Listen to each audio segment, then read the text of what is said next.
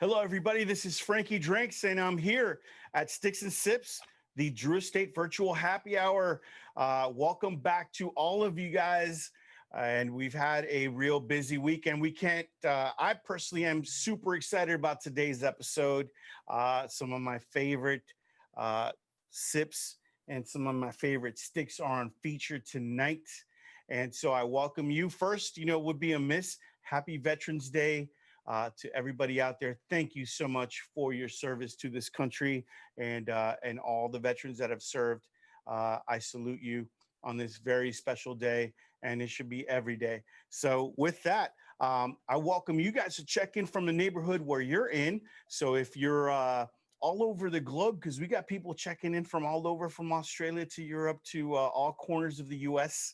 And welcome again to us. And listen, we've got this fantastic menu of offerings for you today. So our sips tonight, we're going to feature the Balvenie Double Wood 12-year-old, and we're also featuring the Balvenie Caribbean Cask 14-year-old. These are two beautiful expressions from the Balvenie, and our sticks for the evening are the Herrera Esteli line, and we're going to be playing around and talking about pairings with those. And I've got a great cocktail that I call the Scotch Salad. So those of you guys, take note, because this is going to be really uber complex. It's going to be one of the most fantastic cocktails you ever have. So, and more importantly, our giveaway today, we're going to be giving away a pair of these beautiful Undercrown rocks glasses for you guys to enjoy, and an actual piece of limited supply vintage swag from Sticks and Sips. So you guys, all you have to do is ask a question to me or any of our guests tonight, hashtag Ask Frankie Drinks, and submit your questions. And we're going to pick 5 questions. We've got 5 winners tonight. And I'm looking forward to having a great evening. And with that, our very, very special guest from the Balvenie, he's a West Coast ambassador. He's Mr. Neil Strachan. Neil, how you doing? I'm not bad, thank you, Frank. Not bad, and absolutely spot on with the pronunciation on that second name there. You must have had a few whiskeys just to loosen the tongue up. Oh, yeah. That's we'll leave it there, Neil. Thank you. But thank you so much for being on. I'm so super excited to have you on. And our next guest, he's the one and only, man. He's all of Detroit wrapped up, everything Detroit is, cigar wise and booze wise. He's my main man. He's Ronnie Haisha from Secreto Cigar. Ronnie, say hello to everybody. I must have said Haisha 3,000 fucking times on a million Drew Estate events, and you guys still are saying it wrong. Haisha. Haisha? Haisha. Are you sure? I got Strachan right, man. I'm 50%. That's a solid F. Thank you for having us, Frankie. And I fucked up. I'm not walking to Miami. All right, listen. You do what you do. You do what makes you happy. But we're gonna come back to you, Ronnie. Haisha, whatever. It's all good, man. I love you, regardless of how I pronounce your last name. So next up, I've got my very good friend from Detroit as well, Trisha Patterson. Right? It's 2 T's. Oh yeah. I hope I got that right. That's the easy last name. You can't mess that one up. I'm trying. So Trisha, hello. How you doing? I'm great. How are you? I'm awesome. So glad you could join us. Yeah. We love the William Grant family, and we love everything you do. And listen, if when Ronnie introduced me to you and we got to chat for a very little bit of time, you're wonderful, and it's great to have you on the show. Of course. Thank you for having me. Listen, I've got my main man, Joey Drew, here. How many weeks is this, man? 30-something. 30-something. I believe this is episode 31, right? We've been on since God knows when. And, COVID has brought us together, and I take advantage of that opportunity. I'm super excited that you're with me again. You're a very Uh, excitable person, aren't you? I am, especially after a few whiskeys, man. Cheers I to haven't. that. So cheers to that, absolutely. And listen, sneak attack wise, we didn't even announce it, but here he is, the main He's in man. one of these corners. This Exactly, corner, the in main that man. corner. He's that our one. master blender for Drew He's down Estate. there. It is an incredible honor to have Mr. Willy Herrera with us tonight. What's up, my brother? What's going on, bro? But hey, I gotta correct you, bro. Not the main man. No? No main man here, bro. All right, just like what? You like a lieutenant? Just another dude, bro. Just another dude? Just Another another dude, dude, man. that blends hundreds and That's thousands it. of cigars for us. That's it, bro. Hey, Hey, listen. look, man. I throw shit on the wall, see if it sticks, and then see if people like it. Beautiful, beautiful. And let me tell you what, not only do they like it, they love it. So listen, I'm gonna move on because I've got a cocktail to make. So listen, why don't we throw up the ingredients for this cocktail? I call this a Scotch salad, and I learned this from my good friend Gemma Patterson, who was visiting South Florida, and she saw this on a menu, and it was basically the most simple cocktail. It was like 2 ounces of the Balvenie, and you took whatever whichever expression you love most, and then you added some iced croutons to this. So it was really easy. So you get that and you pour it in your glass. And if you want to see the instructions, you guys can go ahead and throw that up, Jack. So the instructions. So you get a glass. You put Only some 2 whiskey in ounces? it. Well, to start, salad is low keto, and we know that whiskey is gluten free. We have achieved that moment in time.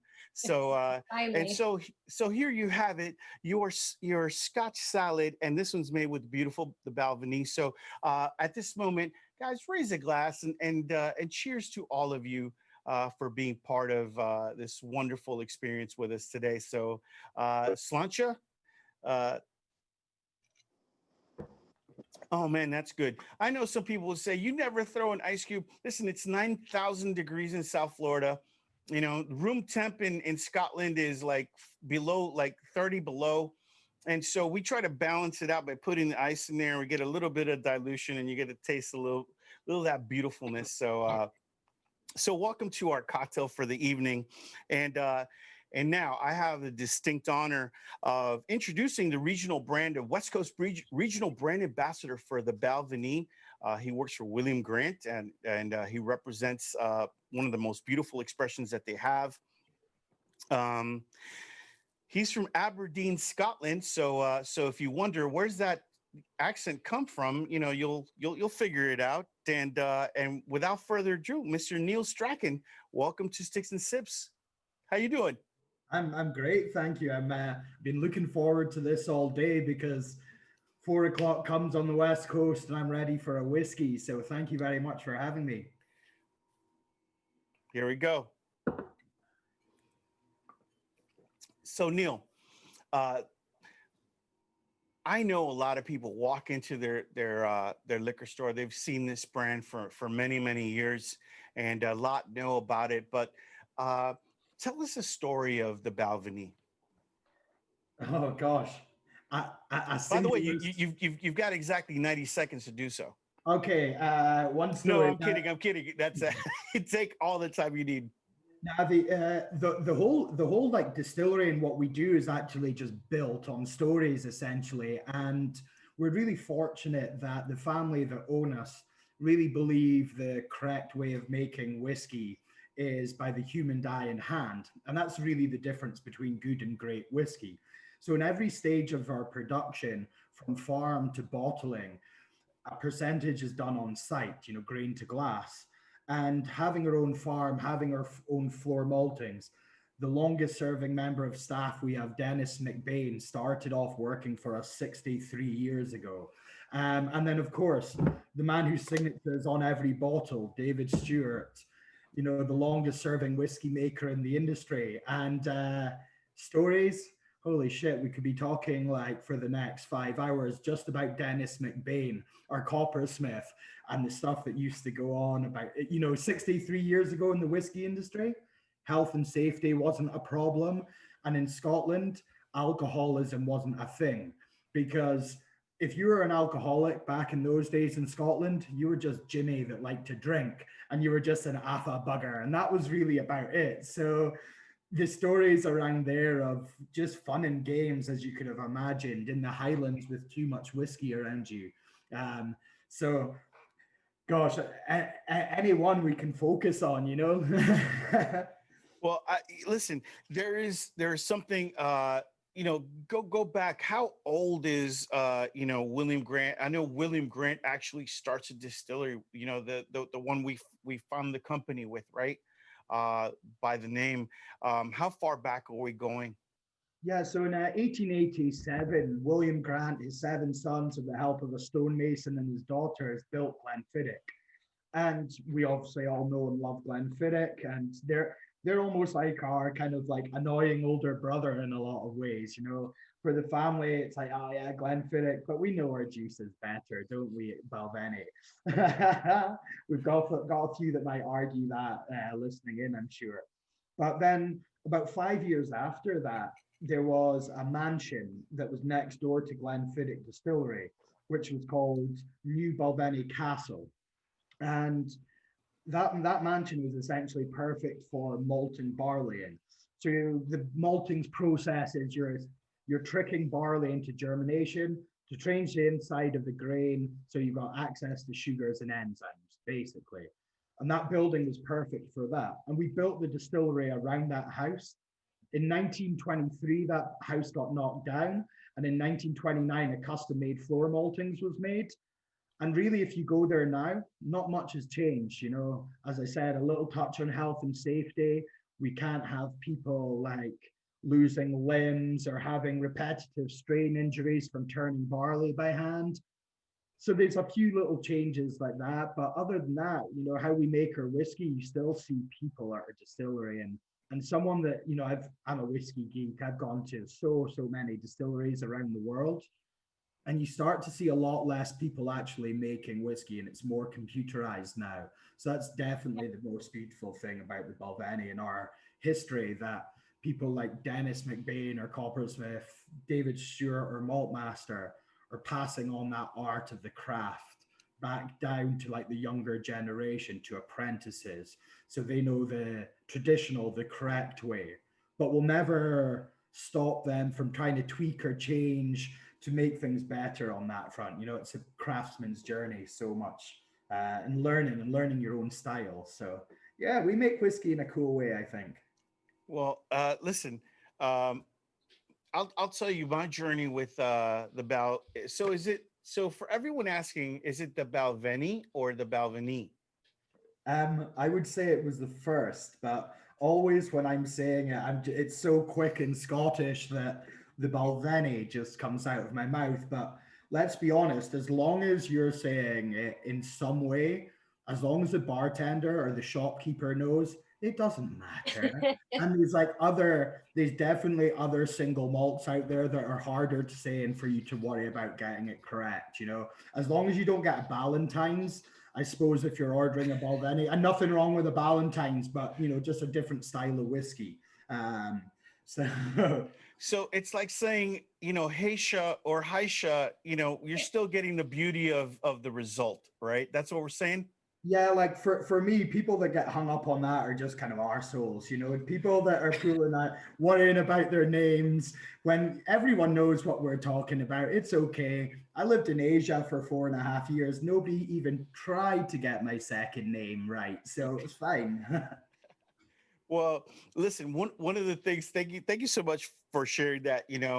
One of the things, as being a fan, because I am a fan of the beauty of the Balvenie, right? For me, is knowing, first for the whiskey geeks, there's only 7 distilleries with their own malting floor left, correct? And you are one of them.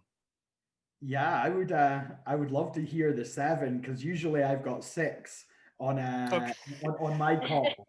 So I've got to relook at my research, so Neil.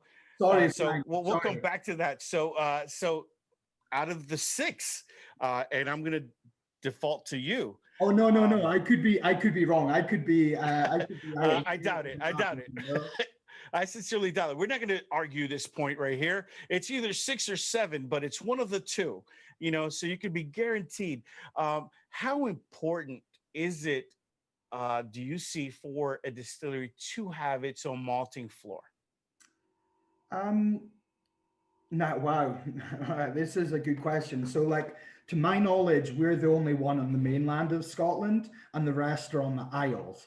So, for those like island distilleries to keep their grain production going, in case there's bad weather where there's going to be a struggle to get the grain onto the island, and get it malted, usually offsite, I think it's quite important for them to have that. But on our side, when we look at it, it allows us to kind of like play around with grain styles on smaller batches. And, over the last 4 or 5 years, we've released some interesting stuff playing around with peat smoke, heather smoke on our grain. And it allows us just to experiment in small ways. But one thing David Stewart told me was when we look, so our own floor maltings, we don't get 100% of our malted barley needs from it. It would have to be about 7 times the size as it is now for that. But what we find with the grain from our own floor maltings, we get a higher ester content, a higher fruitier kind of stone fruits note on it. So with that being blended into every mix, that helps give us this real backbone kind of house style note of Balvenie, which is a stone fruits note. And like you'll pick it up from like a 12 double wood to like a 50. Not every time, but you'll just get a whiff. Sometimes like, oh, I'm getting that stone fruits note. And it's something that our floor maltings is going to help us. But it's always good just to do a workout at the distillery gym as well, getting there. Well, you mentioned repetitive injuries for people turning that malting floor. I'm going to mention another one of the William Grant brands that fully marketed from repetitive injuries in the monkey shoulder. So, congratulations on celebrating repetitive injuries. But I love that brand too. So Neil, listen, you guys are known for celebrating the 5 rare crafts, and tell us about what those are, because that's really what makes you so special. Yeah, so as we've as I've mentioned quite a lot of times, the family believe that the right way of making whiskey is in quite a traditional sense and having people around. And when we look at the Balvenie 5 rare crafts, and if you want to experience whiskey as a whole being made on one site, that's what the Balvenie is. And each one of the Balvenie 5 rare crafts for us is kind of 3 distinct stages that we look at every single one of them having a master craftsman. That is someone that's potentially, essentially in the twilight of their career, been doing their craft for years and years and knows that inside out. That's people like David Stewart on our bottle. Dennis McBain is always mentioned because I get to fish with him when I'm back home in Scotland, and that's legitimately a day of work. So that's always a winner. But then everywhere you see these individuals that worked for 40 to 50 years, passing on their knowledge down to apprentices. And especially when we look at coopering, about 70% of all the flavor from our whiskey comes from the maturation in these oak casks. And, those coopers, it takes a minimum of 4 years to qualify to be a cooper, to train to use those tools. And when you look at our former head cooper, Ian McDonald, when I used to take him over to Asia to do events with me, he would wield a 2.5 kilo hammer. Oh gosh, I don't know what that is in American money. That's a relatively heavy hammer out there for whatever that is. And it's like an extension of his arm. This is a man that's worked since he was 15 as a cooper, now 66. And this heavy hammer just looks like an extension of his arm. And with, only with time and using those tools and knowing the art of the craft can you develop into that master craftsman? And we're so fortunate to have so many examples there, but also that with them passing on the knowledge of what they've done down to the apprentices, what fun it is for me seeing an apprentice develop through, me starting with the company 6 years ago and seeing them being left alone to work when I get back to the distillery. So yeah, it's all, the 5 rare crafts are all about the people and making whiskey the right way. Well, that's phenomenal. So, Neil, thank you for that. And for everybody that's kind of asking, like, what are the crafts? Well, it's growing. It's growing the barley. It's Can I help you milling. with that one, Frank? Yes, please. Save If you you, reading it. So we have our own farm. The Balvenie Mains farm is the first one of our rare crafts. We took that we wrote into a lease in 1993 that those farmers had to give us distillable grade grain from their farm. So since then, we've been getting homegrown barley from our own farm. We have our own floor maltings, the traditional floor maltings. We have our own coppersmith maintaining our stills, a gentleman called Dennis McBain. We have our own cooperage on site, which maintains and repairs all the casks that we're going to take in from different parts of the world and recycle with our own. And then finally, the gentleman whose signature is on the bottle, David Charles Stewart, who is longest serving malt master in the industry. And all of the hard work that happens at the distillery by the people working there, grafting, making the spirit, David rounds that together to bring us something that we have in bottle that we can enjoy around the world together with. So that's a 5 rare crafts. thank you so much for sharing that. Listen, we're going to get to Willy later. And Willy, you see how the whiskey world is so much like what we do at Drew Estate as well. And that's why we love the world of tobacco and spirits, especially Scotch. But I'm going to ask Jack to throw up this slide because, we're talking about two, which are the easiest to get.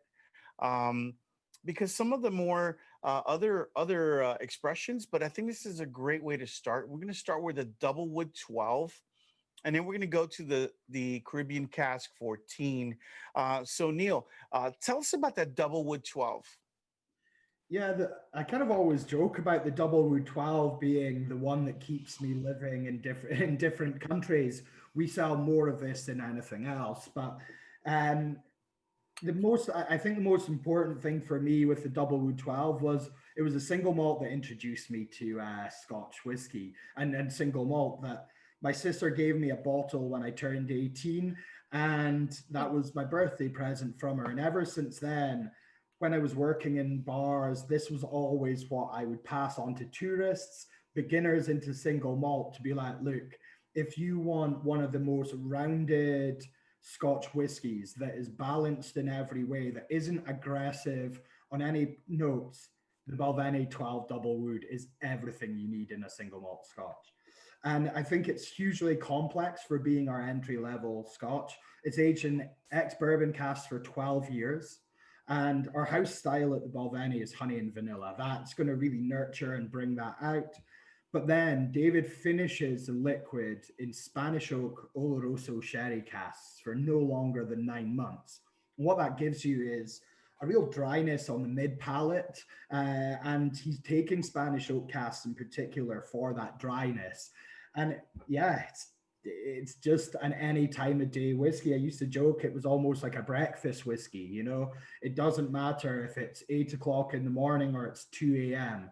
This whiskey still goes down well with friends. So it's a whiskey I love. And I think when I look at like pairing cigars with whiskeys, I like a heavy smoke.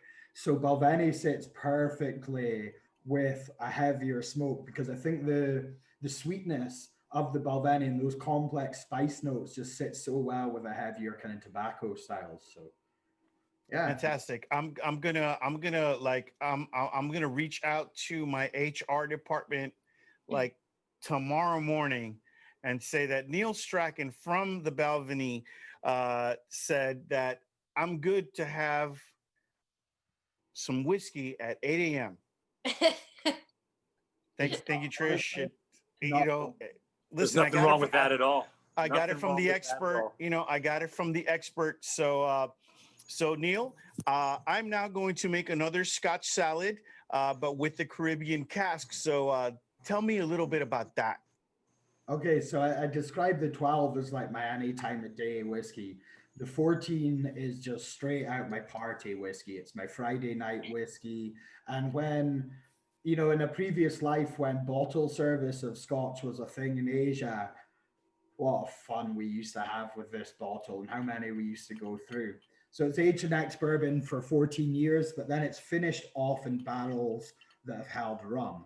And the kind of history behind this whiskey is essentially kind of comes from Glenfiddich, that David was asked to make a whiskey for cigars. So if you're in Scotland being David, the first thing you think of when you think of cigars is Cuba. Straight off in Scotland, that's probably bang, what's going to happen. So he's thinking, right, let's see how the influence of rum affects that whiskey. That whiskey turns out to be now the Glenfiddich 21, absolutely fantastic juice. But he started playing around with different rum casks in different kind of variations of Balvenie. And in, if we look back at that's about 13 years ago, maybe a bit longer, 14 years, where he started releasing these rum cask Balvenies, but in separate markets. So one for France, one for travel retail. There was another version somewhere else that went out. A 17 rum was a limited global. And then he settled on the 14-year-old Caribbean cask because at that stage, we take in the seasoning of the rum barrels in-house. So one thing about getting rum barrels, I think is, let's be honest, the rum industry is probably a little bit jealous of how well we're doing in Scotch. We're definitely selling a lot more Scotch whiskey than rum. And they don't really give us good casks. So to try to get a consistent cask for aging a product that you want to have around the world consistently is really hard. So what David started doing was we buy in a blend of rum and we ship that rum to Dufftown in Scotland. And then we start filling refill casks. Stay. And we soak up, those refill casks are going to soak up that rummy goodness. Okay. And after about 6 months of seasoning, we'll finish the 14-year-old in there. And this for me is such a playful whiskey because of it. I get tropical fruit notes. The honeyed notes become richer. They become a little bit more toffee, carameled. And honestly, again, another whiskey that when you're in good company, not worrying about what's going on, gosh, make sure you've got a second bottle of this because it just goes down. Obviously, always drinking whiskey responsibly as much as possible, but sometimes when you're being sociable, these things happen. So cheers. Make sure you drink plenty of water. Cheers. Yes, absolutely. So I've got my water. I've got, I've got my cheers here. I've got my Uber discount code. So all of you guys, but hopefully you're at home tonight and you're enjoying this incredible education on such a wonderful brand. And Neil, I want to go ahead and share a little bit of what my experience and what my history is with Balvenie. So, I go to college. I'm a business major. As you could tell, right? I'm a business major, and we're required to get a subscription to the Wall Street Journal, and we're told read it, page to page from the front to the back. You've got to know all this stuff, and I'm like, this shit sucks. Except I get to the back page, and and I'm dutiful.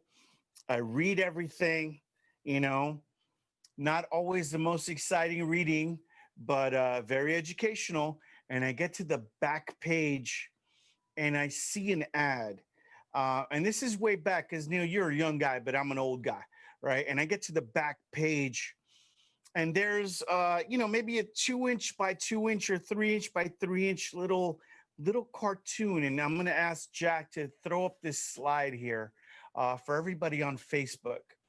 And we're going to keep it up for a little bit. and it was the Balvenie guy. And this was an ad that the Balvenie, they put up, and it was, kind of a cartoon in the spirit of the New Yorker. And it was very simple, and it had very simple messages.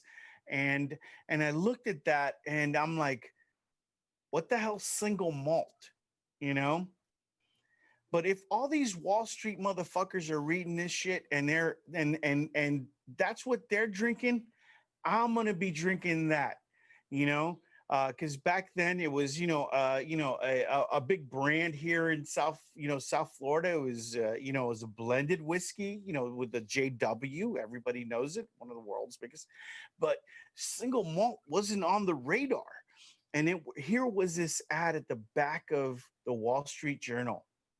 And so it made me go hunt this out. And, on one of those nights where, you've either done your 35 part-time jobs that you've got, and you build up some money. And one of my, one of my friends, spent whatever it was back then.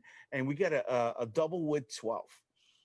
And we had our guitars with us, and we had a big bowl of ice because, hey, listen, that's how we do in South Florida. Willy, you know what I'm talking about, so you get a glass, you pack it with ice, and we threw in the Balvenie, and man, what an experience, life-changing.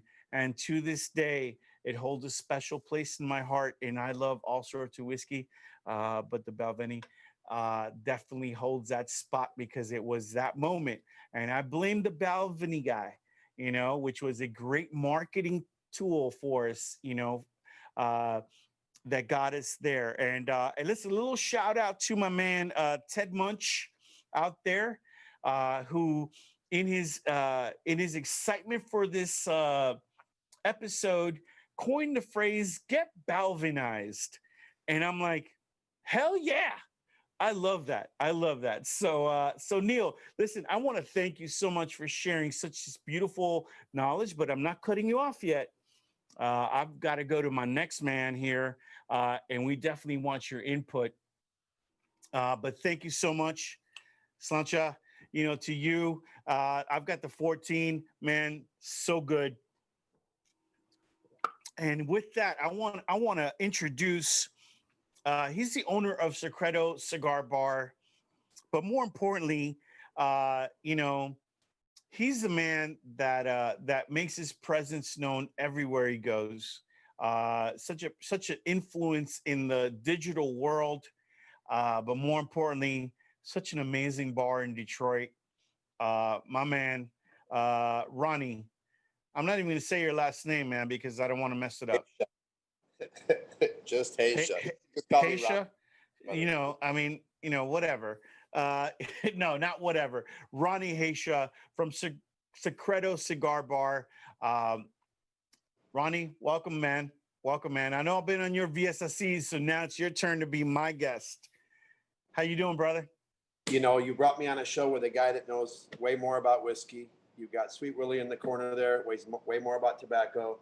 Trish, another one, knows more about whiskey. Joey, I don't even know what to say about Joey. Joey's been mute just like me. I feel like me and Joey should just have a conversation at this point. Bring in Willy. Absolutely not. Absolutely not. Ronnie has got one of the most developed palates that I know. Deep knowledge about so many different brands, and definitely, much like you, man, we have a deep love for the way you call it, Willy G. And everything that represents. So, so Ronnie, look, tell us a story of Secreto first, man. Tell us a story, because I think people want to know. Like, what do you mean? What kind of story? Where we started, or?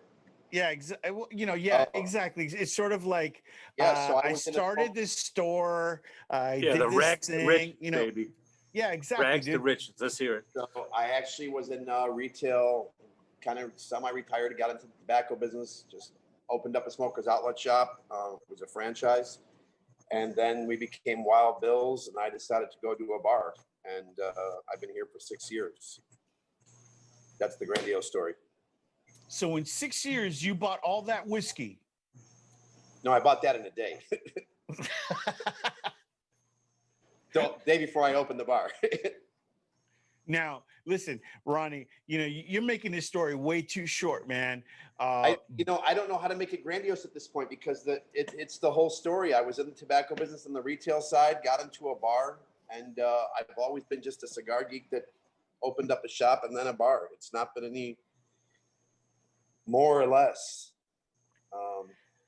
In respect to the people that are on this show, Willy I visited El Titan when I was in like 2008, and that's been my palate. That's where I kind of started, man. Their stuff has always been next level. I actually trolled Willy in real life at the show. He probably doesn't remember, but you were making drinks at the bar this year at the show, and I told him that a house he came from was probably some of my favorite blending to date. And I didn't think he had done a better cigar up to that point, but that was just ball busting. He's 7 feet. I had to just see how far I could push him. That was my education there, man. Great education. I tell people all the time, that was my education. And then I went to college and got my master's at Drew. Yeah, I'm smoking the original Miami. That's actually my favorite thus far. After that, the new broadleaf for sure. Nice. Well, I've listen. Salute to you, Ronnie.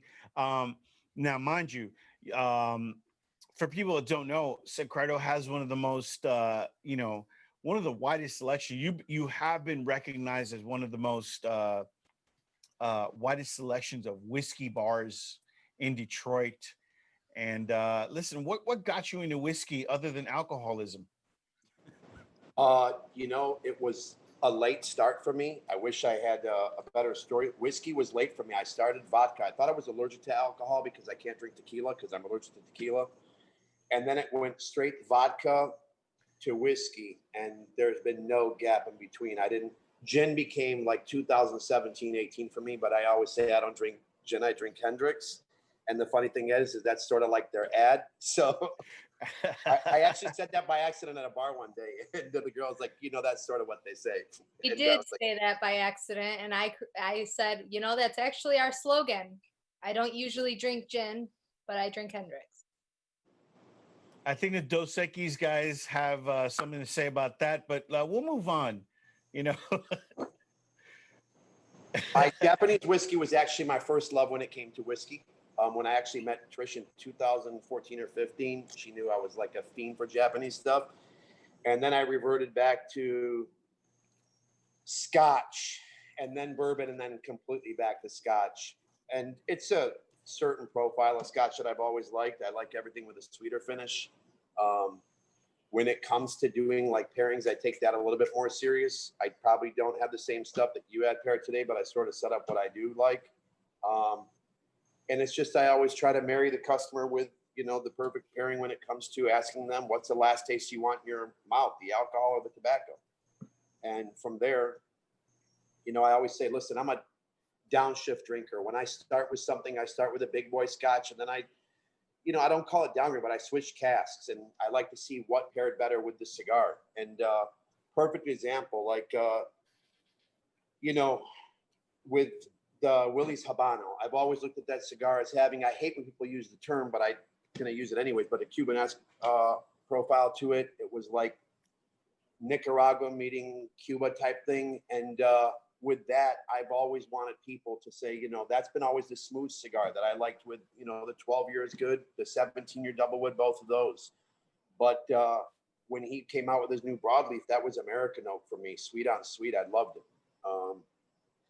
Norteña is the same way with me. I like the San Andreas on that one, but the one I've smoked the most goes back to what I think is his original house blending, which is Willy's style, where the house he came from. I love Miami style. Well, so if you were to do the Herrera Miami, are you going with a 12 double wood, or are you going with the Caribbean Cask 14? Again, I would ask the person what they wanted for the last taste. I think I'm not asking about the person, man. I'm asking about Ronnie Haisha. 17-year double wood. Surprise, surprise. So I just happen to have a 17 double wood. That's a Me Too movement I can get behind. So there we go. So this is something that we can agree upon. Great choice.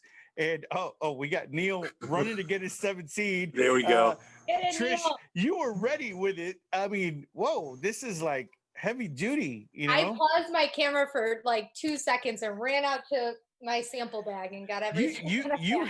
You went through an entire wardrobe change, Trish.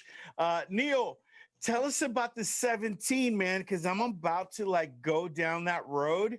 Not anticipating what Ronnie was gonna do, but you know, Ronnie is a man that I admire his palate because he really does know. And Willy, he knows Herrera Esteli, brother. And I think with Just a little bit. Balvenie.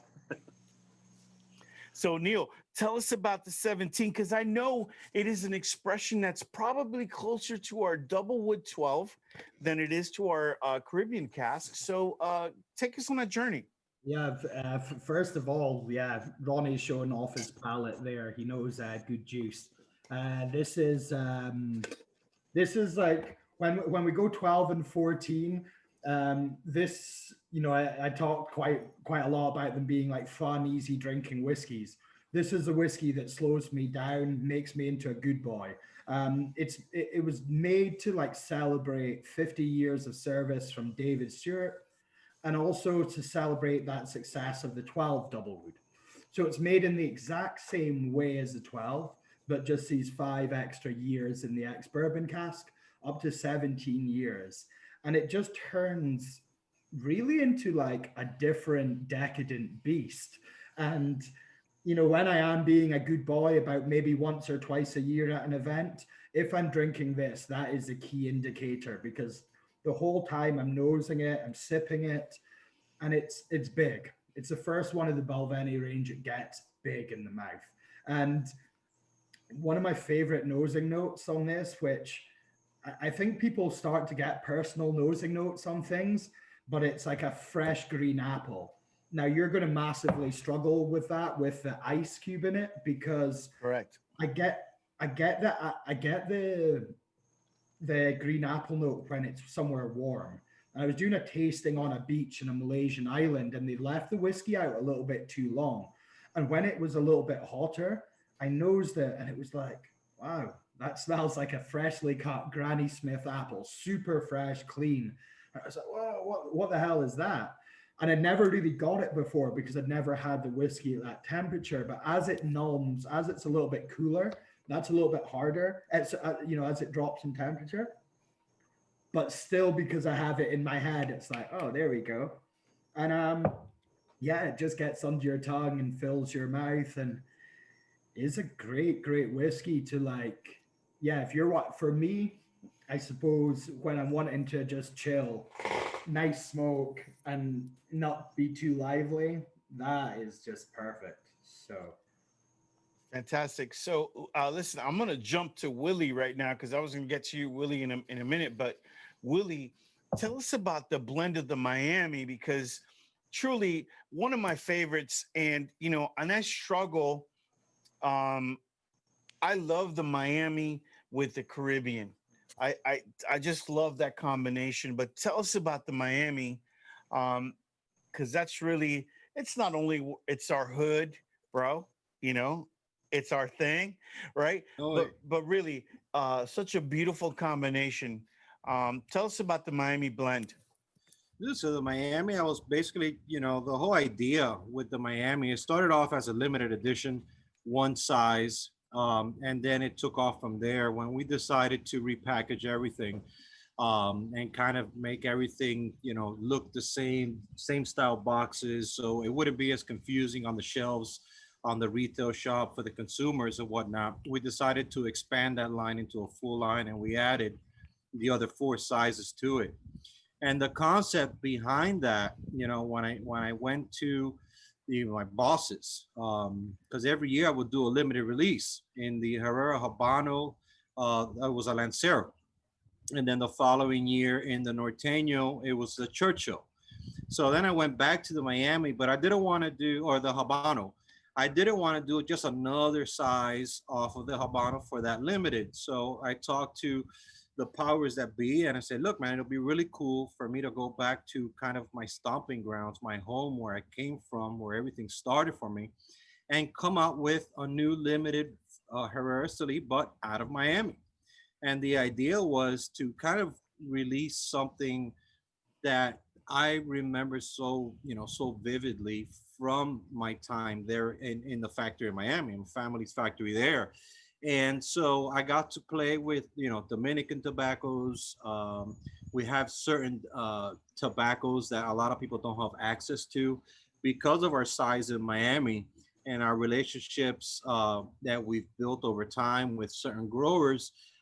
They give us certain tobaccos that they normally would keep just for themselves. So I was able to use some of that tobacco in that Miami line. And it was kind of just bring something back that reminded me of those early 2000 years of, when Miami was in its prime with all these different brands coming out from the different factories in Miami. And that was my whole goal, man. Just bring something out different, something that took me back to the early 2000s when I was there, and came up with the Miami blend, man. And thankfully we were able to make a full line out of it. And like you say, expressions of that blend in all different sizes, as to opposed to just that one Corona size that we released initially. I've got a box of the Robusto Grande here. Yeah, make sure you leave them there too. Leave them there for me, please. Thank you. It's not going to happen. Along with the bottles? Yeah. That's a different story, Willie. We'll work this out. There's something called Drizzly. We'll work it out. So I like Frankly better. Hey, Frank, I got a question for Neil. Could I ask Neil a question? Absolutely not. Let me move on. So no. Good looking out, bro. Absolutely, Willie. Listen, we got our master blender wants to ask a question, but I am gonna say this. Ronnie. We may, I take so many points from Ronnie. He has such a great palate. And I want to say this, when we're talking about, and I want to say this before we get to that point, Willie, is the concept of pairing to find that complement. So I've got like one specific platform that I try to teach as many people as I can, bridging the gap between spirits and cigars. You have basically two schools. You have a contrast or you have a complement, or a contrast or reinforcement. And what you're trying to do is use either of those approaches to achieve complement. And they're both good. The beauty of it is the journey of trying the double wood 12 and having a Habano and a Brazilian Maduro and a Norteño and a Miami, and finding that place where you truly say, this is fantastic. And then moving on to the Caribbean cask and saying, you know what, the Habano's great, but the Brazilian Maduro is money. And I think it's money. My personal is the Miami, but that's my journey, and everyone's journey is a little bit different. So you're trying to find that path, your way to find what your complement is. And it's really the journey. I can tell you where to start, but I won't tell you where you finish. So with that, Willie, please go ahead. Pepper Neil with some of the most intriguing questions about fermentation and all those great things that we love. So Neil, I got two questions. So my first question is, do you find, or do you guys find, that with a lot of these apprentices, these younger generational guys are kind of putting their 2 cents or their spin or their visions of doing things maybe a little bit differently? Like in the cigar world, for example, you have a lot of younger generations that it's not like back in the day, the 60-year-old, 70-year-old guy that's creating, the same type of cigar using the same type of tobacco as a binder and the same type of tobacco, as a wrapper. Do you find that And do you use any of these concepts from these younger apprentices and implement it into new things that you guys do? Yeah, great question. And yes, completely. One of the one of those wonders of that journey, of like that craftsman's journey, is once you essentially understand the role, the craft as much, you can start looking at it with different eyes. And particularly in the floor maltings, there was aspects that got changed just around when I got started. But we also look at the coopering, and I think the best example is in the cooperage, that one of the old head cooper was looking at ways that they could toast the cask ends. So we've touched on, we use a lot of ex-bourbon casks. But one thing our coopers don't like about what they were getting at the time was the cask ends were kind of stuck together in a funny fashion. They were like, why would you want this resin touching the spirit? We don't want that. So they remade them. So instead of having like an apprentice, you know, with a blowtorch torching and charring these new cask ends, Ian was like, there must be an easier way. So he bought a pizza oven. And I don't mean like a, you know, one of these fancy like wood burning efforts that people have in the back of their gardens. No, no, no, no, no. Just like an industrial one, like you'd find in Costco or like Domino's on the rollers. And to get our cask ends charred, we've got two pizza ovens that char them, and they just run off a little bit of a production line like that. So, you know, knowing the craft is really important, and knowing the traditional ways, but yeah, fresh set of eyes on how we can make things a little bit easier on the bodies or for time, definitely 100%.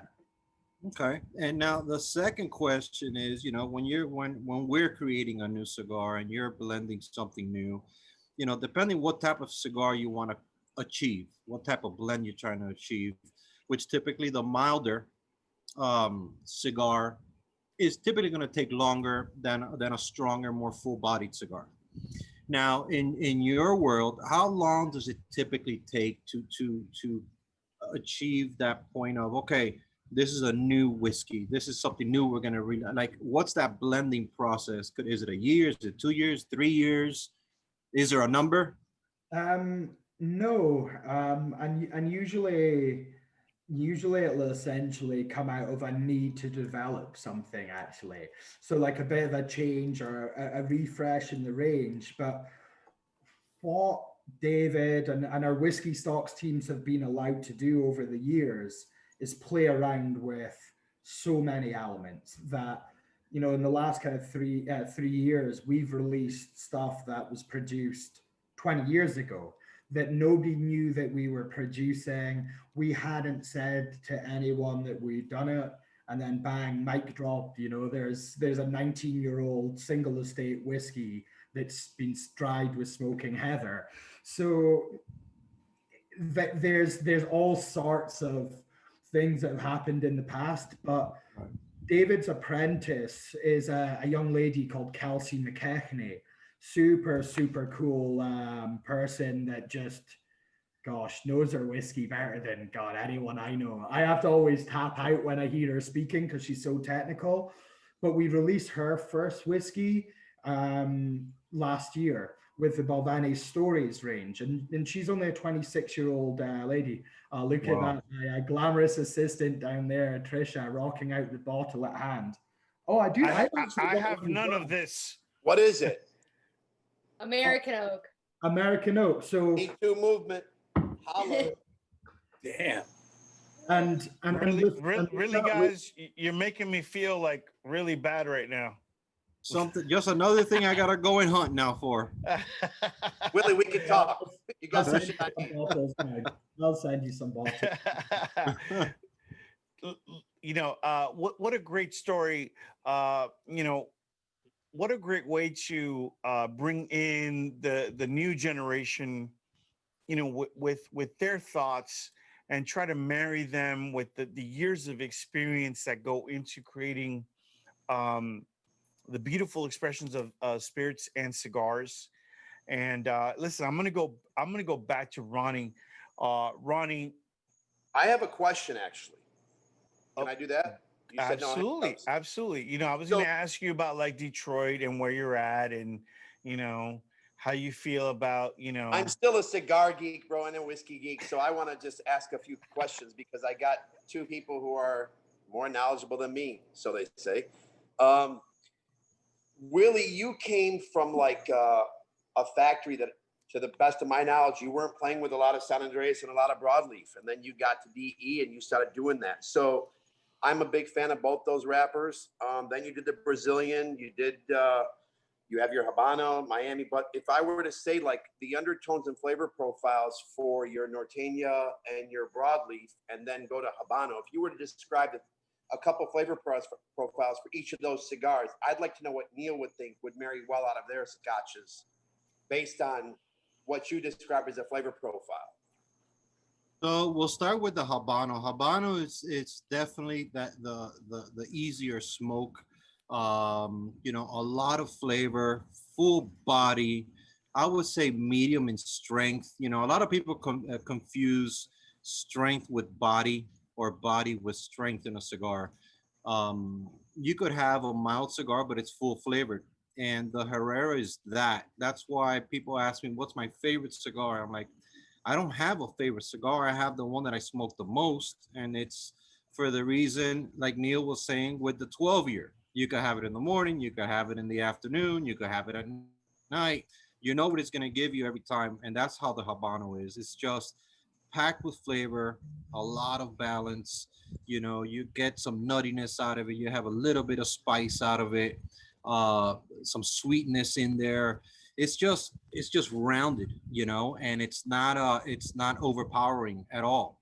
But the full body guy could still, you know, the one that wants that cigar that's gonna just knock them down is still gonna get a lot of flavor and a lot of great notes out of the Habano.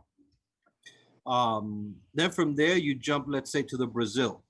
So before you go there, let him pick out his whiskey based on that. I want to know what Okay. he wants to go with the Habano in that case.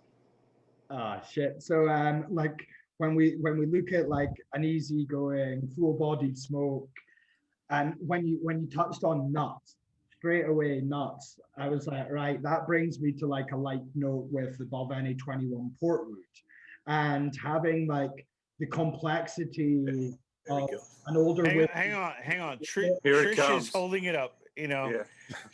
Should be she's Ronnie. got it all. Ronnie's got in it the all. She's got a big old bag of tricks back there, man. Yeah, I need to go hang with at Trish's house. Yeah, and Ronnie. Because she's got it all. I don't want to hang with Ronnie. I want to hang with Trish. So tell us about that 21 Portwood, because I've had the pleasure of enjoying that, and it's amazing. Yeah, and it's, I suppose, like when you were touching on pairing elements, I love either the contrasting or the like more balanced kind of synergies. And I love kind of the contrasting flavors usually, but as you were talking about the smoke, everything that Willie was saying there just reminded me of like 21 Portwood, that it's large bodied, but it's quite delicate. And then with like nutty characteristics in it, I was like, wow, that's probably going to go really well. But usually I'd be going with something just younger as like a general smoking whiskey. And, you know, with like bigger, full bodied, I like 14 Caribbean cask because it's a little bit cleaner than the 12. The 12's got a bit more complexity to it, but that 14 has like a lovely clean play to it. But I was quite, I must admit earlier on when Ronnie, you were saying that, what do you want this smoke, like do you want the whiskey at the end or the smoke at the end? I've never really heard anyone say that, and I'm buzzing about that. I'm going to start thinking about it in that way. So let me tell you why I asked about that cigar. So with the Habano, I look at that as like a baking spice. And I look at that as, you know, a real, as much as it's full, so exactly what Willie said, full flavored.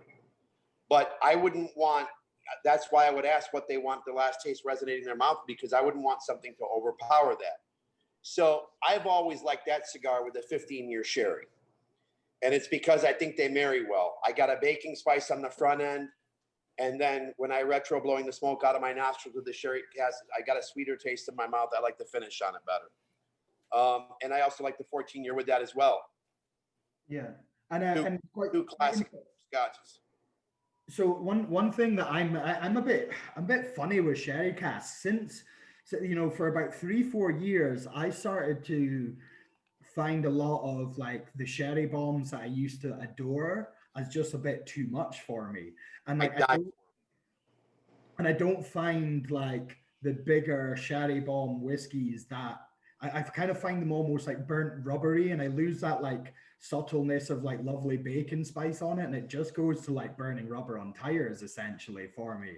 And it's so like on the softer end of the 15s, the 15 single barrels are no more than 800 bottles per batch. So you'll see a lot of variation in color in them because there's nowhere to hide with the sherry casks. And I certainly like the more fruitier, lighter ones with that. So yeah, that's interesting. So the thing is though, Neil, is that you're way more like whiskey centric, and most of us or all of us on here, except for Trisha, I'd say are more the cigar side. And I think that's why it's great to hear both sides of that. Absolutely. So, get to that San Andreas, Willy. Ronnie, so your next question after the Habano was actually going to be let's take the Brazilian Maduro, Sure. right? And Willie, if you would guide us through that, and Neil, if you would take what you're thinking about that based on Willie's explanation, that'd be great. So the Brazil, you know, you have in the blend a blend of Nicaraguan with Dominican tobaccos. So the Brazil, and then you have as the binder the broadleaf, and then the Brazilian Matafina as the wrapper. So all those tobaccos give you kind of floral notes. They give you a little bit of earthy and sweet notes. And then with the wrapper, then you have a little bit more sweetness as well. So it's definitely full flavored. I consider it medium body as far as strength. But it's definitely a little bit more on the floral side when you compare it to the Habano. I get a lot of, two. there's a lot of good cedar on that too. Like there's like a cedar note in that fragrance that you talk about. That's what I love about it. It's so, it hits you in the face and you're like, yes. And then your whole mouth just erupts, you know. You're I think a lot has to do, you know, with that combination of that Dominican tobacco in there, along with that Brazilian Matafina. It just complements each other, and just it rounds the cigar out. It rounds your palate out with every puff that you take, and you know, and you have this little floral note that's left behind. You're trying to figure out what it is, you know, but it's just a fantastic cigar, and you know. I've always been a huge fan, Ronnie, like you were saying. I hadn't worked much with broadleaf. I had never really worked with Matafina. The only Brazilian tobacco I worked with at El Titan was Arapiraca from Brazil, which is completely different from Matafina. And then the Mexican, it's a funny story. With Mexican, I had the opportunity to work with some, and it's a hilarious story how I was able to get that. So back in the day, we had another manufacturer that was just in the process of getting his license to start manufacturing cigars in Miami. And then John had done him a favor and given him a few bales of Mexican San Andres. And so he comes over because he had some guests coming to visit his factory. And he wanted me to put some of that San Andres in some of his existing lines to give to the guests that were going to visit him. And so I did it for him. No problem. Here you go. So I call him and I say, hey, man, your cigars are ready. And I have a lot of this wrapper left that you left. He goes, oh, man, just keep it and play with it. So I started playing with it and I came up with a cigar. Now, the problem is I couldn't find that damn wrapper anywhere. Well, a little time went on and he was unable to get his license to manufacture the cigars. So I ended up with that tobacco. But the biggest thing was, man, you cannot let anybody know where you got this tobacco from. And then we had a very dear friend that was close with myself and with Jonathan, and kind of lets the cat out of the bag. Oh, man, have you tried the cigars that Willie's doing with your wrapper? And John just lost it. He was like, what do you mean somebody's using my San Andres wrapper? That was supposed to be for so. I mean, it was just crazy. And then the guy felt so bad, the person who blurted this, that he set up a meeting. And that's really when I got to know John and really met John. And ever since then, believe it or not, to this day, San Andreas comes from Drew Estate for our factory in Miami. That's awesome, man. That listen, we learn a little bit every time we learn a little bit more about ourselves, Willie. But listen, I'm gonna pull us back and talk about our Brazilian Maduro. Neil, from what you've heard, and the profiles of a Brazilian Maduro, what are you thinking? So first, I'm gonna play around, and like something that is quite, I think, quite different about peated Balvenie is that when you're drying whiskey using peat smoke, depending on where that peat's cut from, it has been made up of something very different. So it has like a lovely floralness to it, Speyside peat. And so as soon as you were saying like floral, earthy, I'm thinking, oh, that's quite interesting. But with like a round, smooth, kind of mellow, medium kind of smoke, I think that you're describing there, with like a bigger alcohol on the peat week, I think you kind of get the best of both worlds. That you have something a little bit floral, but then you also have something that's a little bit more poppy and aggressive on the alcohol because it's bottled higher. Ah, there we go. And so there's that option straight away. But then when we're talking about like cedar notes, I quite like something like quite clean and crisp, like the 12 single barrel, like really pure, honest Balvenie. But yeah, I don't know. I'm interested to hear what Ronnie is saying about that because Let's go, Ronnie. What you got? What you got for Brazilian Maduro? What do you got? Oh, he said, I loathe and detest peat in all forms. And that being said, peat week, I did not fancy at all. But week of peat, I did like. And I don't think you're going to go wrong with that pairing. I think, though, that's going to be the customer that's going to want the taste in their mouth to be the alcohol last, but on the front end, they're going to want the cigar. Again, in saying that, though, Willie, so San Andreas is my favorite cigars in the market are both San Andreas. And when it comes to broadleaf, those would be my third favorites. I actually have a funk right now where I'm in a big Connecticut mode.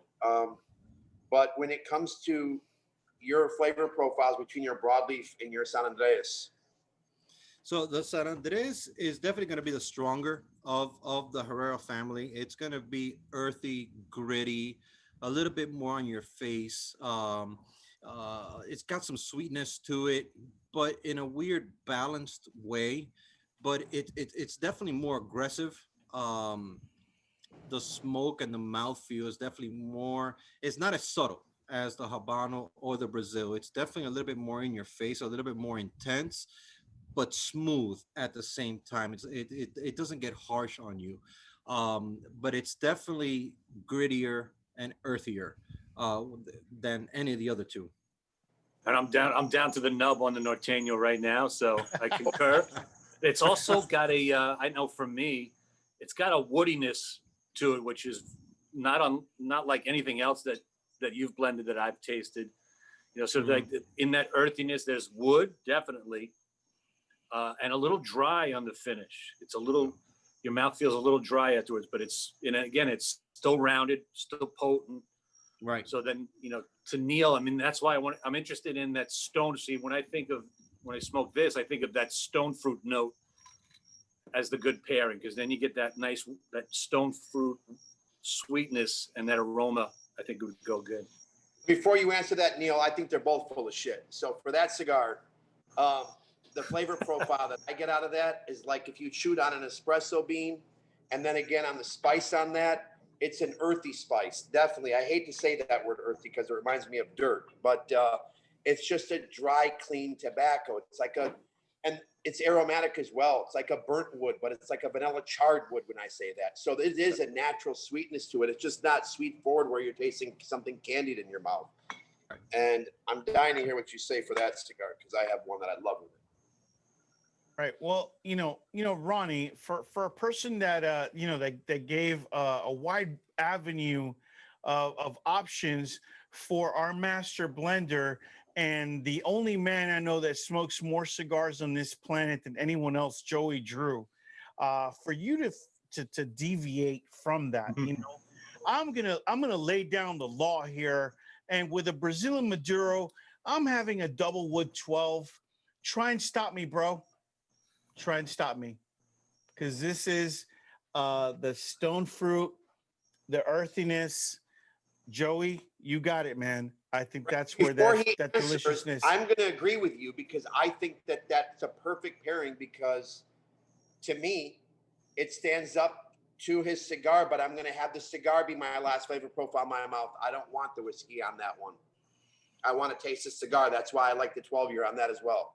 Right. And I'm gonna say this, because this is my show. This is Sticks and Sips, Drew Estate Virtual Happy Hour, hosted by Frankie Drinks. And the last word on this is going to be Trish. Trish, I know you've had a Brazilian Maduro before, right? What would you pair it with? Caribbean cask, for sure. Beautiful. Beautiful. The journey expands. It could be our double wood 12. It could be a Caribbean Cask 14. It could be our double wood 17. It could be our Peat Week. That's the journey. So thank you so much, because that's the beauty of trying. Yeah, I know, Ronnie. I don't have any of that shit. Motherfucker. Yeah, exactly, dude. I'm gonna have to fly to Detroit to get back my stuff. And mind you, I was booked on a flight to Detroit before the pandemic. I miss you, my brother. I miss you enormously. I was ready for you. I've got to get to my boy Joey. Listen, we had Mezcal Minute for about an hour last week. But Joey Drew, the man that smokes more cigars, Drew Estate Cigars, than anyone knows. So don't get it twisted. He knows. Willy, he's pushing, man, because I believe you're the guy that smokes most amount of Drew Estate guys cigars. But Joey's there. He's burning all of that supply, man. All of that supply. There's a reason I rely on Joey every time there's something new and I'm working on, for him to give me his feedback. Give you my accent, Willie. It's nonstop, and Ronnie's a pretty good resource too. Keep them coming. So Joey, listen, we've had a great time with the Balvenie. I love the Balvenie. Yeah, no, it's and by the way, we did a great program with Robert Graham and Gemma Patterson a few months ago, and we were here early on because it goes like into it was Scotland time, so we had to adjust, and we were tasting these beautiful expressions. That was amazing. So good. So Joey, I know you've had a good time. I know you've had the 12, the 14, and the 17. Man, and there's more to get. I'm not going to ask you what's your favorite, because all of them. Exactly. That's what I wanted to hear. And more importantly is what's a Mezcal Minute for tonight? What do we got?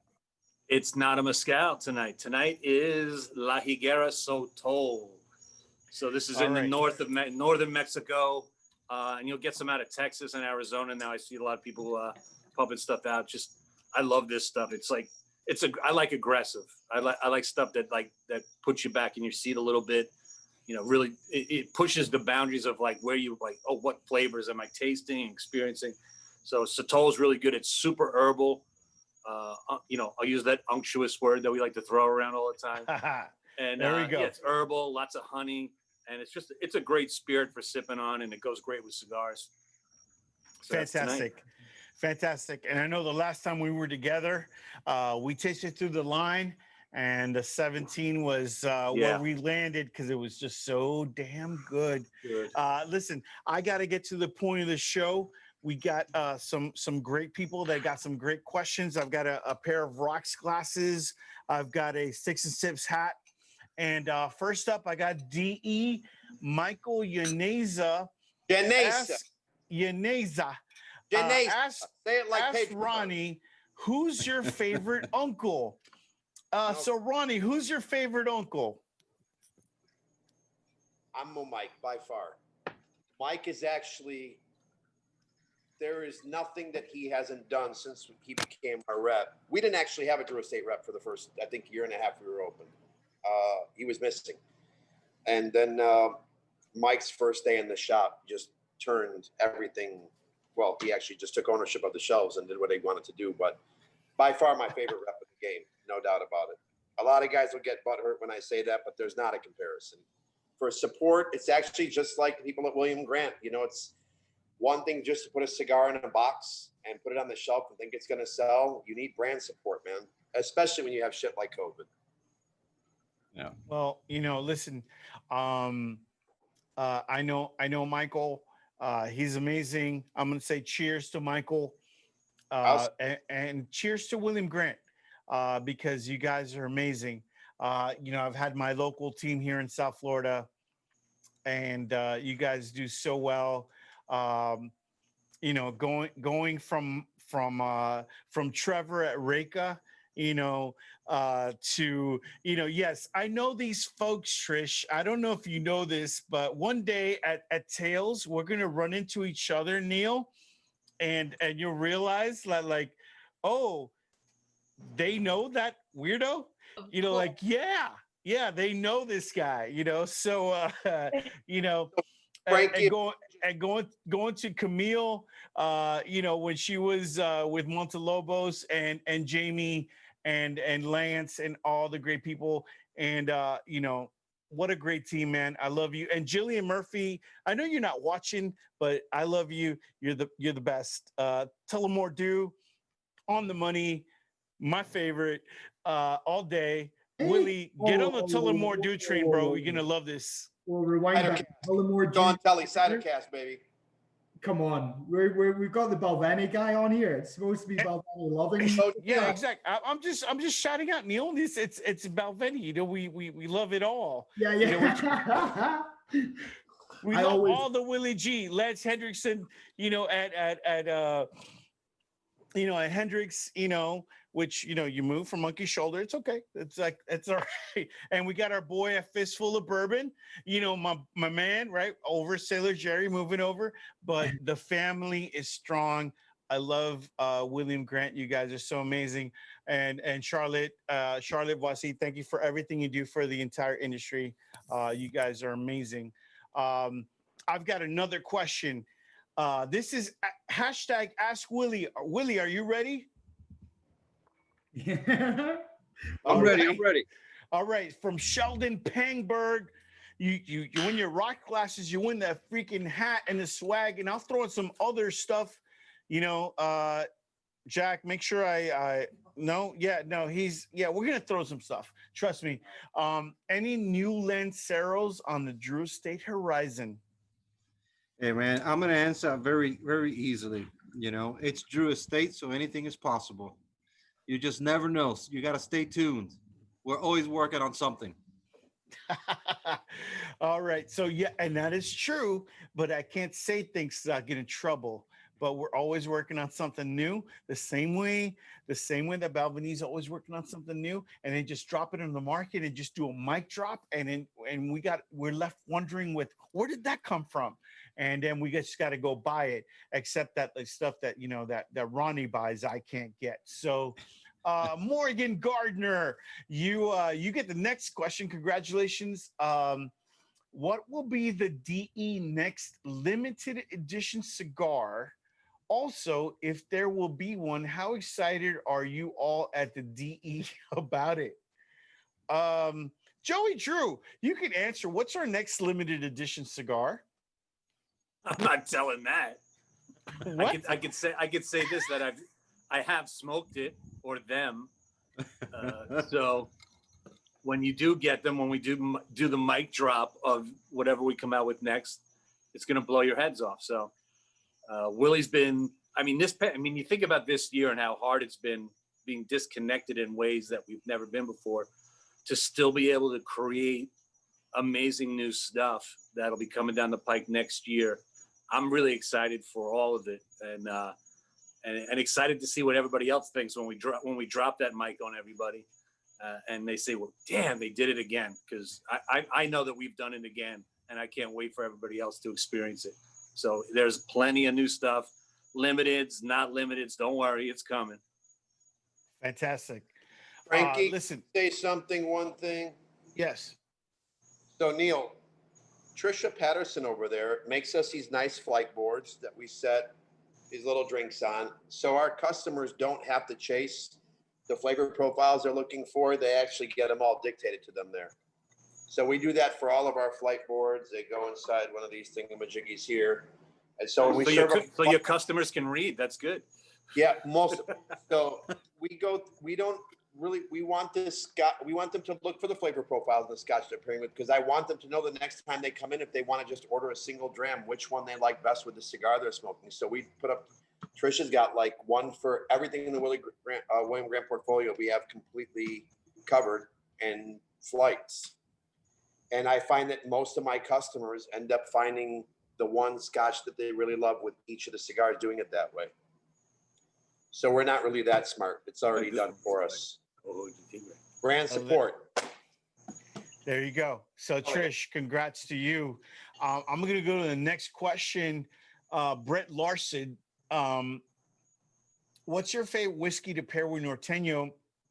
And I'm going to throw that to Ronnie and Trisha. What's your favorite Balvenie to pair with the Norteño? So I don't think Trisha has smoked the Norteña, and I don't want baby mama to lie. All right. So mama, don't lie. But you, Ronnie, on the other hand, have smoked plenty of Norteños. We have the bill of sales to prove it. You know, it's weird because I'm going to say a William Grant product that's not Balvenie. It's actually the 19-year Glenfiddich is what I love with that. And sometimes a 14-year. But when I go to Balvenie, it would be American Oak. I don't know why, but I found that was the best cigar with that. And it just stands up well with it. The American Oak, the finish on it, I get a perfect, I get all the taste and flavor of the Norteña, and then the American Oak stands up to it. It doesn't overpower it. I like the finish on it. And I think that's probably one of my favorite products that you guys do for the cleanliness of it. It's, you know, I hate the fact that when people see American Oak, they instantly think, you know, something that's going to have a bourbon profile, but it actually does have that aroma of that American cask. And you taste Euro cask in there as well, but for American Oak, for the price point on it and the cleanliness of the Scotch, it's one of my favorites that Balvenie does. Right. And which Norteño size do you enjoy the most? Is there that one size, or you're all over the place? Yeah, your little pyramid, Bellicosa. Oh, the little Bellicosa? Yeah, so you know what? It's always been a time thing. When I smoke a cigar, I always dictate, I try to pair for how long I'm going to smoke. And I know that that cigar in that belly right away, the first third is, you get a ton of flavor on that cigar. It's a shorter burn time, obviously, but the cleanliness of that, just a really, really, really good cigar, man. Thank you. Well, next question. Thank you, Ronnie. That was a great pairing. Brian Phelan, what is your favorite drink to pair with a Kentucky Fire Cured Sweets? Man, that is a heavy duty question. And I would say, Neil, what's the Balvenie's most peated whiskey? Perfect. There's a lot. It's all hidden away in the warehouses. It's never really been overly nothing we release is overly peated. So literally we've released 4. Oh gosh, that's an absolute lie. 6 peated whiskies with the Balvenie. 2 of them were finished whiskies, one in an Islay cask and one using our own peated liquids. so they weren't very aggressive. And if we look at the Isla cask, sorry, not the Isla cask, the Peated cask 17, on the nose, it was super floral, so mellow. And then when you drank it, you got this whack of peat on it, which was lovely.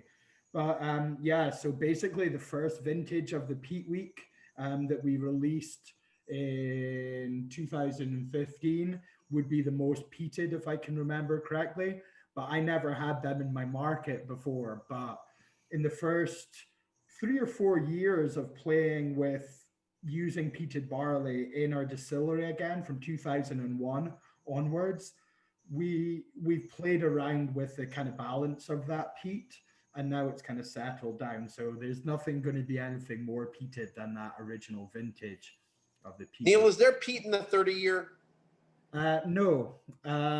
So, well, you can, okay. So when we're doing our own floor maltings, we have about 2 hours of peat smoke or peat reek that hits the grain. But honestly, with a 30, that's just the effect of the casks that are coming through.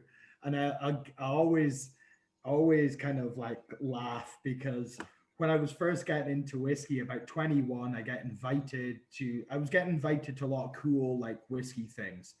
And I said, oh, that's smoky, that's peated. And the person that was hosting the class cut me down in front of the whole room. And I can't remember what brand it was, but basically put his arm over my shoulder, a little patronizing pat, and went, son, that's just the effects of good oak and age. There's no smoke in this whiskey. And it always makes me laugh of me just getting absolutely cut down by this boy when I was like a kid, basically. So it's a really common thing that with good quality oak, hogsheads, cask, you're getting a lot of kind of these notes that people think are similar to that. Yeah. Interesting. Fantastic. Thank you so much, Neil. Whoa, listen, I'm just destroying the set here. So check it out. My last question for the evening. Chad Mason, you made me destroy my set because I was grabbing my Miami box. My Miami box. No, listen, this is my Miami box. Look at how beautiful this is. Are those the Lonsdales? No, these are the Robusto Grandes, which I'll take that too. No, we'll wait for your size. So Willy, we're gonna ask you, man. I'm putting you on the spot here. Chad Mason asks, can you tell us your favorite pairing for each Herrera blend? And I'm not gonna ask you for the specific brand, but tell me the category you like. So we'll start with the Habano. What do you like with the Habano, Willy? Oh man, dude, that's tough, man. Because I'm just now getting into all these, scotches and whiskeys and bourbons and stuff. So I'm the wrong guy to ask, man. All right. So listen, I'm not gonna put it on you, but you tell me which one you really like. So Ronnie, Habano, what do you like? 17-year double wood. Beautiful. So Brazilian, Joey, what do you like? Ooh. I'm gonna have to say, and it's odd because I'm not a big rum drinker, but I like the Brazilian with like a Zacapa, with some decent age on it too. I like a real dark rum with that. All right, so Norteño, anybody want to take it? What are you drinking, Willy? Come on. I've had it. I've had some drinks. I mean, it's not like I haven't drank anything. But so the Norteño, I do like that with a stout, dark, heavy beer. A Bourbon County, Goose Island type. Sweet, rich, almost chewy. I like that with that. Awesome. And last but not least, we got our Miami. And I could chime in on that. I love that 14 Caribbean, man. The sweetness on that. Oh, I'm going with Willy, because this is a party You get a box. I'm of drinking it. that as we speak, man. You It's get amazing. a couple. You get a couple of bottles of this. Neil, Trish, come to our house. Ronnie, you stay where you're at. Neil, Trish, you come to our house. We're gonna party with Willie. This is what it's all about. The Caribbean 14, amazing. And I'm not gonna lie, that 17 to me is holds a special spot. Will Yeah, well, Joey, I probably can't find that, bro. yeah, I know, man. Relax. So we'll go with the 14. Oh, we know where to find it now. Yeah, We but do. you know they're different, you know, and one of the beauties of Herrera Esteli and everybody that knows and congratulations to everybody that was a winner today. And listen, we got to the end of the show. You know, we squeezed a 60-minute show into like an hour and a half or more, you know, because that's how we do, because we have so much to share with each other. And first, I'm going to start by saying thank you so much to my guest, Neil Strachan. Oh, man, dude, do that again, because that sound was amazing. I know, it's great. No, No. it didn't work. It was beautiful. Only that first time. You know, so Neil, I'm going to pour a little bit for us to share together. I could not be more honored to have you representing the Balvenie with us today at the Drew Estate Virtual Happy Hour.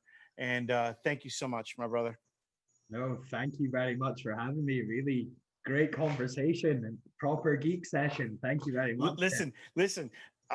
Think about this when it gets real. We'll get past COVID. We'll get past everything, and we'll have an opportunity to share together with everyone here. How amazing that's going to be. Willy, Ronnie, Trisha, Joey, and me, you know, having a good time together. I can't wait till that happens. You know, so looking so forward to that. Next up, my man, Ronnie. Thank you so much, my man.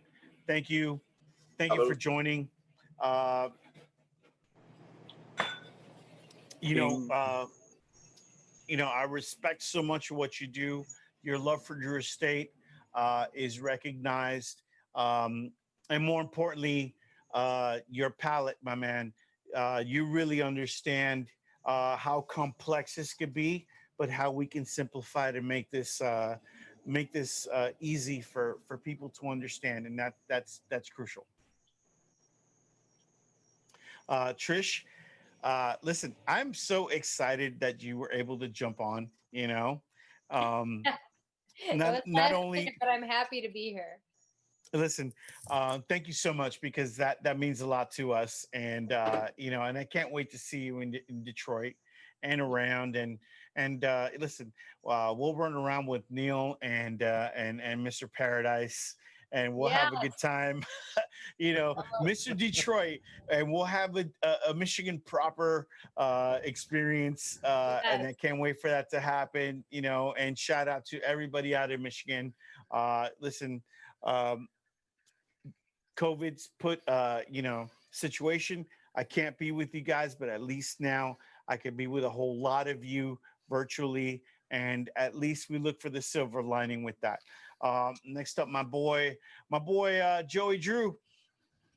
He got the haircut, good, man. He got the haircut. He's all fresh. Yeah, he's all fresh, man. He's all fresh. I got all the blonde cut out finally, and got to start from scratch. You know, at least Neil, I still you had to see this. He had the whole train spotting thing going on at the beginning of COVID. It grew out.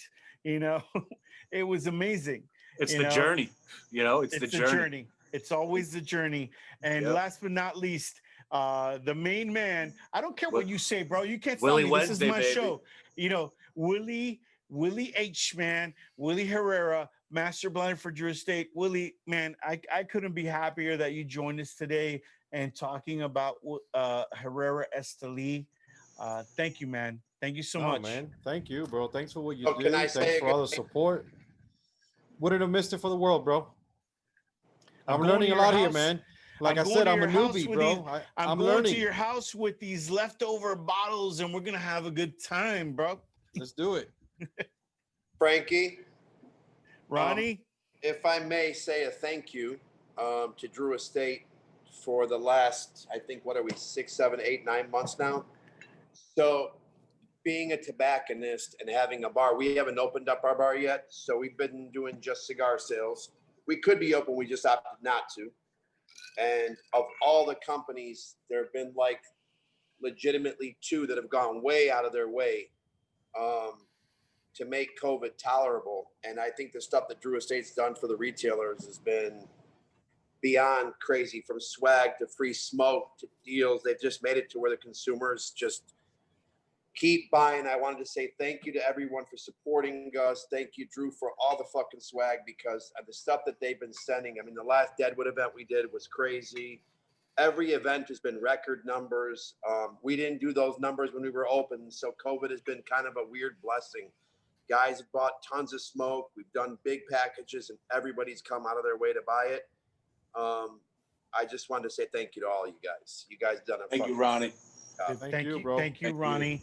And with that, I'm going to ask Jack to throw up a slide here, and I'm going to ask everybody that's out there to support your local liquor stores and your brick and mortar cigar shops.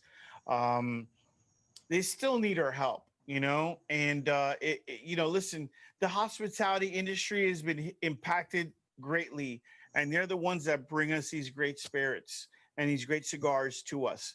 So so help where you can. That's, you know, that's kind of my thing. And if you have the ability to follow us. If you're not following right now, what the fuck is wrong with you? You know, so, you know, seriously, you know, Drew Estate Cigar, Frankie Drinks, Neil, what's your hashtag? What's your at? It's oh shit, it's a rubbish one. It's at N Strack 87. Just search Neil Strachan. You'll Neil find Strachan, go to the and website. that's with the CH, and follow Ronnie at Secreto Cigar Bar. If you're not following Willy, you know, Herrera Esteli, I don't know what's wrong with you. Follow Trish, Joey, Drew. You know, if you're not following Frankie Drinks, you're dead to me. All right. So with that, you know, listen, episode 31 is over. I get no breaks except for last week, because if you guys didn't notice, that was pre-recorded. Shh. Anyway, so I got 1 week and 31 weeks in a row, and I love you guys. Thank you so much for being part of it. Next week, I've got Whistle Pig and my man Rich Lai coming on. So all of you are welcome to come on. You know, if you're not busy, jump on. I don't care. It's all good. You know, we're a family here. We're building family, Sticks and Sips. We're out. Week 31 done. Ronnie, Haisha, thank you so much, brother. I love you. Good riddance. It's done. It's done. All right, Jacker.